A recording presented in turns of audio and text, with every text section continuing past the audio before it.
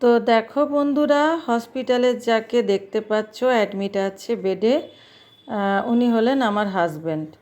তো চলো বন্ধুরা, দেখতে থাকো কি ব্যাপার, কি হয়েছে আমার হাজব্যান্ডের, যার জন্য হসপিটালে অ্যাডমিট। নমস্কার বন্ধুরা, আমি ইন্দ্রাণী। আমার চ্যানেলে সবাইকে স্বাগত জানাই।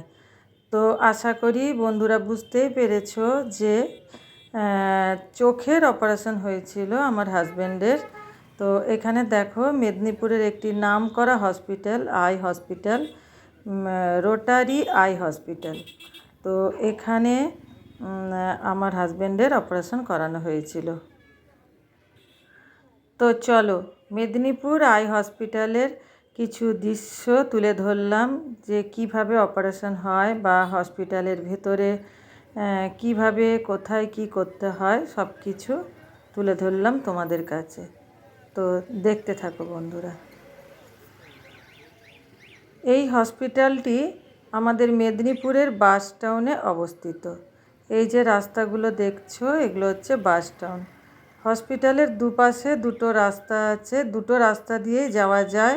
যেখানেই যাবে না কেন, যে রাস্তা দিয়েই যাবে না কেন, একই রাস্তায় পৌঁছে যাবে। আর এই যে মাঠটা দেখতে পাচ্ছ বন্ধুরা, এটা হচ্ছে আমাদের দুর্গাপুজোর বাস টাউন দুর্গাপুজোর মাঠ। এখানে খুব বড় করে, খুব সুন্দর করে প্যান্ডেল হয় বাস টাউনে। তো চলো আমরা ভেতরে ঢুকে গেলাম। ভেতরে ঢুকেই এই যে এখানে রিসেপশান, কি সুন্দর একটি রাধাকৃষ্ণের প্রতিলিপি লাগানো আছে। পাশে টিভি তো আছে, চারধারেই টিভি লাগানো আছে, সব কিছু দেখানো হয় কিভাবে কি অপারেশন হচ্ছে। তো এটা দেখো, এটা ওয়েটিং রুম, মানে যাদের অপারেশন হচ্ছে তাদের ক্যান্ডিডেটরা এখানে আমরা বসে থাকি। তো রুমটি খুবই সুন্দর, এখানে এসি দেওয়া আছে। আর হচ্ছে তোমার টিভিতে বারে বারে কীভাবে চোখের অপারেশন হচ্ছে, কি করা উচিত অপারেশন হওয়ার পর, কি না করা উচিত, কিভাবে কতদিন রেস্টে থাকা উচিত, সমস্ত কিছু এখানে বলে দেওয়া হচ্ছে টিভিতে। তো তখন ওই সময় টিভিটা বন্ধ ছিল কোনো কারণে, তার জন্য তোমাদেরকে দেখাতে পারলাম না। তো দেখো, আমি যথারীতি খুবই ক্লান্ত, বসে আছি। আমার হাজব্যান্ডকে ওটিতে নিয়ে যাওয়া হয়ে গেছে, আর আমি অপেক্ষায় বসে আছি কখন অপারেশন হবে। তারপর ওখানে নাম ধরে ডাকা হলো, আমার হাজব্যান্ডের নাম বলতেই আমি বেরিয়ে গেলাম। তো দেখো বন্ধুরা, এখানে ডিসপ্লে টাঙানো আছে, ডিসপ্লেতে দেখা যাচ্ছে কার কখন অপারেশন হচ্ছে আর কতক্ষণ ধরে হচ্ছে। তো খুবই ভালো সিস্টেম। তো দেখলাম, এই যে দেখো ওটি ভেতরে অপারেশন হচ্ছে। তো অপারেশন হতে বেশিক্ষণ টাইম লাগে না, ওই 7 থেকে 10 মিনিটের মধ্যেই অপারেশন হয়ে যায়। তো খুবই ভালো অপারেশন হয়েছিল। এই যে ওয়েটিং রুমটা, যেখানে আমরা বসে অপেক্ষা করছিলাম, ওই রুমটা। তো আমার হাজব্যান্ডকে এখনও রিলিজ করেনি, অ্যাডমিট করে রেখেছিল, খাওয়া দাওয়া দিল আর অ্যাডমিট ছিল। ওই 2.5-3 ঘন্টার মতো অ্যাডমিট রেখেছিল অবজারভেশনে, তারপরে ছেড়ে দিয়েছিল ওই দিন।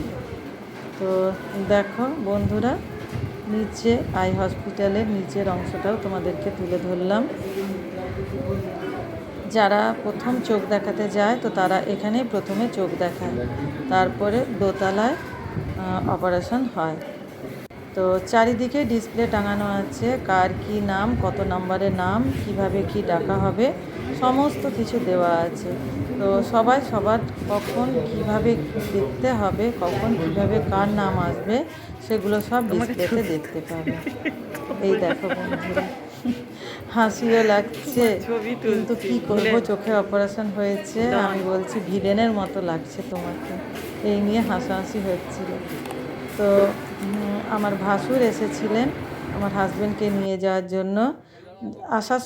যাওয়ার সময় তো আমরা গাড়ি করে গিয়েছিলাম, আমার হাজব্যান্ডের গাড়িতে করে, কিন্তু আসার সময় তো আমার হাজব্যান্ড গাড়ি চালাতে পারবে না, তাই আমার ভাসুর স্কুটি নিয়ে গিয়েছিল আমার হাজব্যান্ডকে নিয়ে যাওয়ার জন্য। আর আমাদের যে স্কুটিটা, সেটা আমি নিজে চালিয়ে নিয়ে চলে গেলাম। তো ওই যে দেখতে পাচ্ছ বন্ধুরা, আমার হাজব্যান্ড যাচ্ছে, কি সুন্দর হেঁটে হেঁটে চলে যাচ্ছে চোখের অপারেশন হয়েও। আর এই তো তো সব কিছু মিলিয়ে মিশিয়ে সব কিছু ভালোই ভালোই হয়ে গেল। তো বন্ধুরা, আমিও বাড়ি ফিরলাম, আমার হাজব্যান্ড, আমার ভাসুর এবং আমি তিনজনেই আমরা বাড়ির দিকে রওনা দিলাম।